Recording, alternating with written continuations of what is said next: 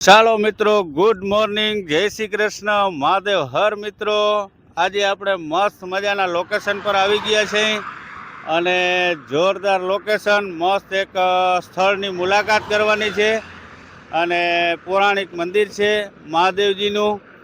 તો ડેરેશ્વર મહાદેવ છે. તો ખાસ કરી અને બધા આગળ વિડીયો જોજો અને અમે તમને બધું લોકેશન જ્યાં જવા માટેનો રસ્તો પહેલાં તો શરૂઆતમાં સ્ટાર્ટિંગમાં બતાવીએ કે ત્યાં જવા માટે કઈ બાજુ જવાય. અત્યારે આપણે છે ને ભાટિયા બાયપાસ છીએ અને બ્રિજ ઉપર છીએ. તો અહીંથી આ બાજુ આપણે ભાટિયા આવે છે બ્રિજ ઉપરથી, અને આ બાજુ આપણે ભાટિયા બ્રિજ ઉપર અમે છે અહીંયા સર્વિસ રોડ ઉપરથી થઈ અને સીધું આપણે જવાનું છે નંદાણા. નંદાણા રસ્તામાં પહેલાં મોગલ માતાજીનું મંદિર આવશે, મોગલ માતાજીના મંદિર પછી નંદાણા આવશે અને ત્યાંથી આપણે જવાનું છે. તો ચાલો આપણે બધા પહેલાં તમને આગળ મોગલ માતાજીનું મંદિર આવે ત્યાં જાય, તે મંદિરના તમને ધજાના દર્શન કરાવશું. પછી નંદાણા ચોકડી જઈશું, ત્યાંથી આપણે જે ડેરેશ્વર મહાદેવનું મંદિર છે ત્યાં જઈશું ને બધું લોકેશન બતાવશું. તો ખાસ આગળ આપણો વિડીયો જોજો બધા મિત્રો. તો મિત્રો, આપણે તમને કીધું તો એ પ્રમાણે આવી ગયા છીએ નંદાણા મોગલધામ. તો હવે આપણે બધા મિત્રોને ધજાના દર્શન કરાવશું. પણ મિત્રો, દર મંગળવારે જો અહીંયા છે ને સેંકડો પબ્લિક આવે છે, બધાની શ્રદ્ધા પ્રમાણે આવે છે. કોઈ 5 મંગળવાર, કોઈ 10 મંગળવાર, કોઈ 11, 21 એવી રીતના બધા આવતા હોય. અને મંગળવારે કંઈક મહિમા જ અલગ હોય, અહીંયાની રોનક જ અલગ હોય. તો અમે પણ આજે આવ્યા છીએ, તમે બધા પણ આવજો, ખાસ દર્શન કરજો, લાભ લેજો માતાજીના દર્શનનો.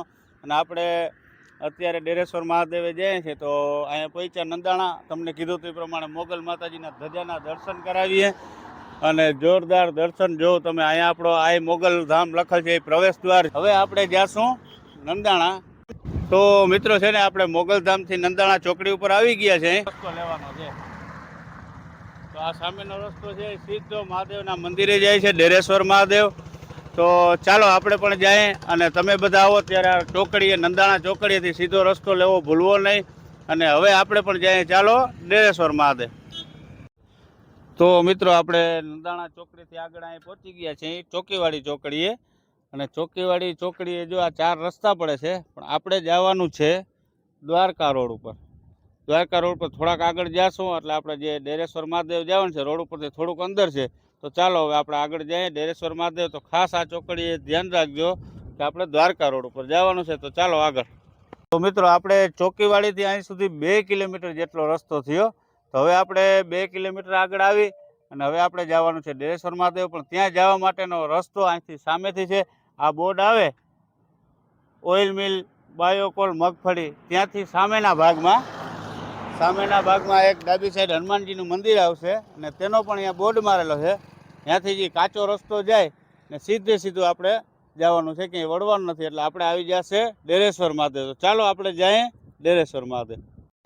તો મિત્રો, આપણે હવે મસ્ત લોકેશન એટલે આપણે જે મેન ડેરેશ્વર મહાદેવ છે તેનું મંદિર, ધજાના દર્શન. અને ચાલો હવે આપણે અંદર મહાદેવના પણ દર્શન કરીએ.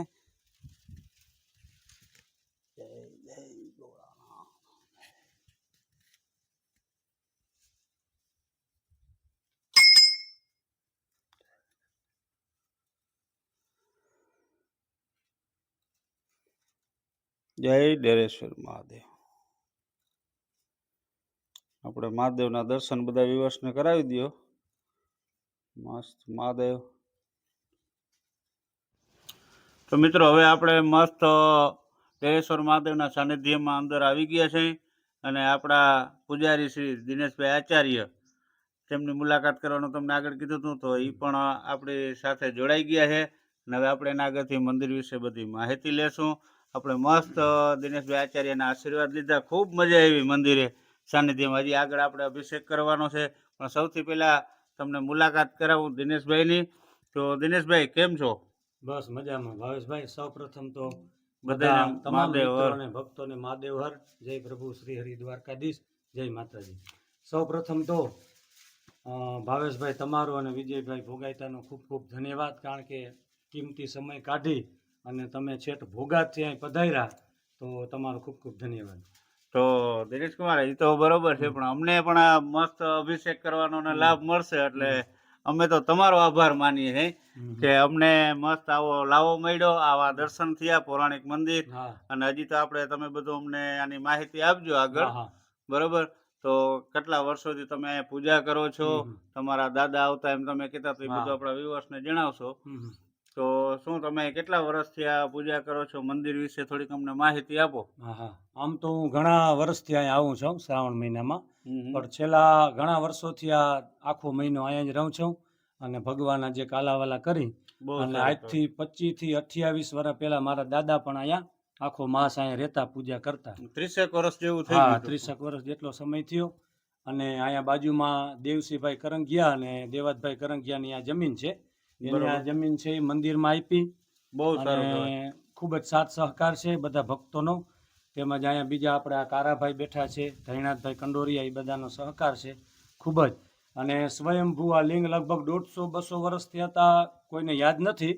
સ્વયંભૂ પ્રગટ થયેલું છે. અને ખાલી આવા ઝાડવા ને એવા ઓયણીને આપણે દેશી ભાષામાં કહેવાય ને, હા, બધું એવા અમે બધા હતા. જોયું. તો ફૂલ ઝાડ મસ્ત, હા, આપણે હા, પીપળો છે, પ્રાગવડનું ઝાડ છે, તુલસીજી. તો બધા વ્યવસને અમે આગળનું લોકેશન બધું બતાવ્યું, રસ્તો આતે. અને હવે આપણે અભિષેક કરશું એ બતાવશું. હા, બરોબર. બરોબર. તો ચાલો. બાકી એક ખાલી 2 મિનિટ કહી દઉં કે આમ તો શિવાલયનો મહિમા તો આપણે શિવ પુરાણ, પદ્મ પુરાણ, લિંગ પુરાણમાં બહુ વેદવ્યાસજીએ ગાયો. પણ આવી રીતે જે જંગલમાં બારોબાર અને સ્વયંભૂ લિંગ હોય એની પૂજાનું ફળ, અને આવા પૂજા કરવાથી જો દેવતા અને બ્રહ્માજી પણ એનું વર્ણન કરવા સમર્થ ન હોય તો આપણે તો શું છે. હા, આપણે તો આવા મનુષ્ય અવતાર મંદિરને, કહેવાય. આવા શિવાલયની પૂજા કરવી, અને ખાસ શ્રાવણ ઈ પણ શ્રાવણ માસમાં, એટલે ખાસ મોટો લાવો કહેવાય મોટો લાવો. ખરેખર. ઈ લાવો આજે અમને વિજયભાઈ ને હા. બધાને મળ્યો, એટલે અમે પણ બહુ ખુશ છીએ આજે. અમને આનંદ આવ્યો, કારણ કે એટલો કિંમતી સમયમાં તમે ભોગાથી આવ્યા, એટલે બહુ આનંદ આવ્યો. બધા મિત્રોને મહાદેવ હર. તો ભાવેશભાઈ, સૌ પ્રથમ આપણે ડેરેશ્વર મહાદેવ, ગજાનન ગણપતિ મહારાજને મા ભવાની માતાજીના ચરણોમાં વંદન કરી ચાલો અભિષેક કરીએ.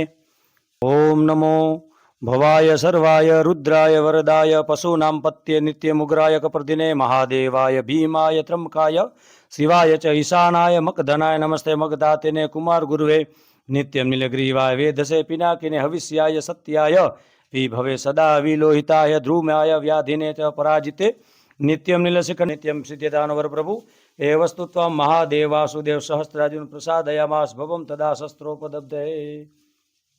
હાલો હવે બિલ્વપત્ર લઈ લ્યો. ઓમ ત્રિદલમ ત્રિગુણાકારમ ત્રિનેત્રમ ચ ત્રિઆયુધમ ત્રિજન્મ પાપ સંહારમ બિલ્વપત્ર શિવાર્પણમ ચડાવતા આવજો ભાવેશભાઈ ને વિજયભાઈ.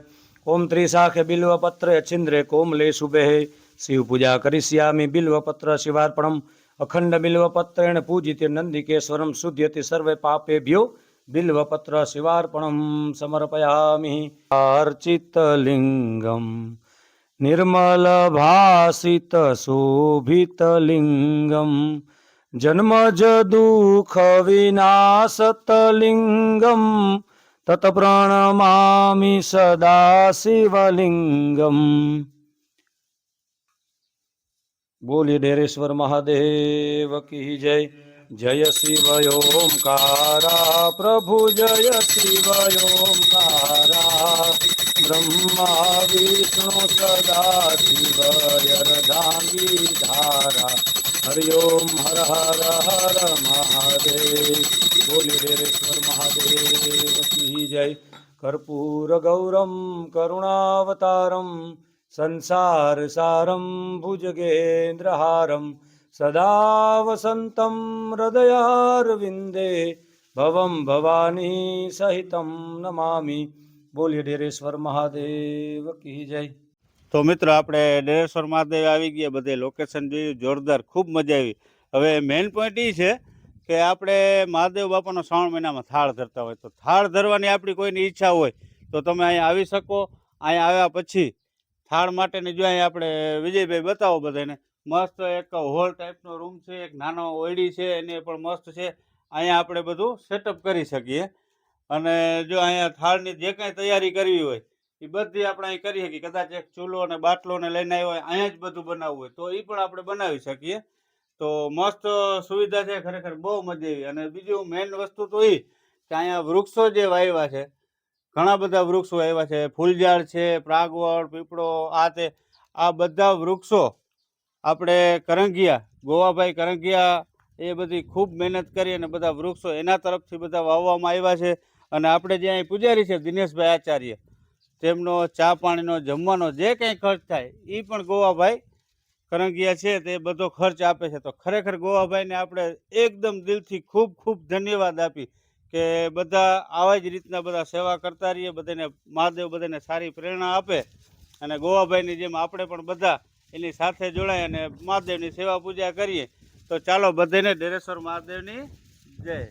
તો અહીંયા તળાવની અંદર મસ્ત માછલા છે, કાચબા છે, તો આપણે એના માટે લોટ, બિસ્કિટ જે લેવું એ લઈ આવી શકીએ અને ખૂબ મજા આવે. આપણે માછલાને ને કાચબાને જ્યારે લોટ ને બિસ્કિટને નાખતા હોય ને એ બધા ખાવા આવે એટલે જોરદાર લોકેશન. તો બધાને આપણે તળાવ બતાવીએ જે આ તળાવ છે, આ બધું લોકેશન.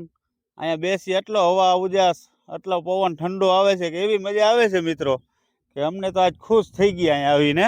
તો તમે બધા આવજો અને આવો ત્યારે માછલા માટે, કાચબા માટે કાંઈક ને કાંઈક લઈ આવજો, ખૂબ મજા આવજો. અહીંયા કેટલા બધા પક્ષીઓ છે કે એકદમ બગલા અને ખોર જમાવટ છે. પક્ષીઓનો કલબલાટ, પક્ષીઓનો કિલોલ હોય, કલબલાટ હોય, આવું તળાવ હોય, આવું વાતાવરણ હોય, એમાં આપણે એને બધું એના માટે ચણ લઈ આવ્યા હોય, માછલા માટે કંઈક ને કંઈક લોટ ને એવું લઈ આવ્યા હોય. આખું વાતાવરણ અદ્ભુત છે મિત્રો. તો જો કેવા પક્ષી બધા કિલોલ કરે છે.